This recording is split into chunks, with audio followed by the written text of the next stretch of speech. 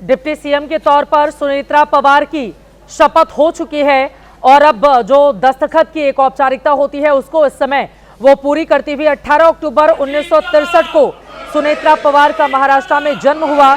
उनके परिवार में पिता बाजीराव और भाई पद्म सिंह पाटिल दोनों ही राजनीति से जुड़े रहे। अजित दादा पवार के वहां पर नारे लग रहे हैं,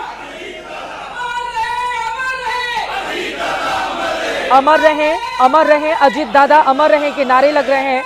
आपको बता दें, अजित दादा पवार से 1985 में सुनेत्रा परिवार की शादी हुई थी। उनके दो बेटे पार्थ और जय हैं, जिनमें से एक राज्यसभा जाएंगे।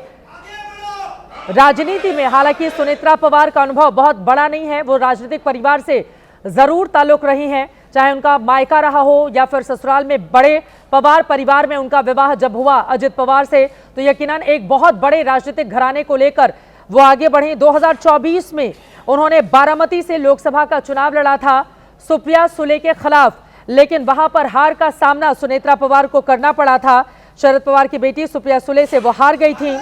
18 जून 2024 को निर्विरोध राज्यसभा सांसद चुनी गई और आज डिप्टी सीएम के तौर पर उनकी ओर से शपथ ले ली गई है।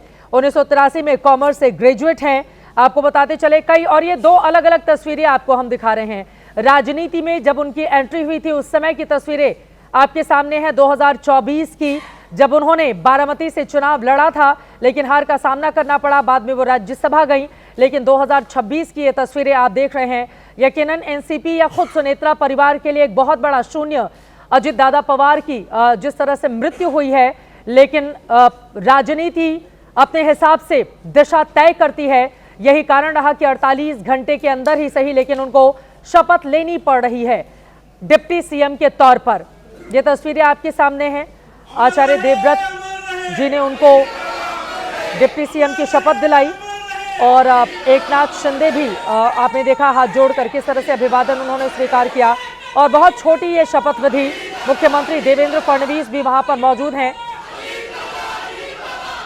जिनका एक अलग तरह का आत्मीय रिश्ता रहा हमेशा अजित पवार के साथ। आता शपथविधी पूर्ण झालेला है। शपथ समारोह संपन्न हो गया, यानी कि बहुत छोटा ये पूरा का पूरा कार्यक्रम रखा गया था। और अब एक बार फिर से राष्ट्रगान।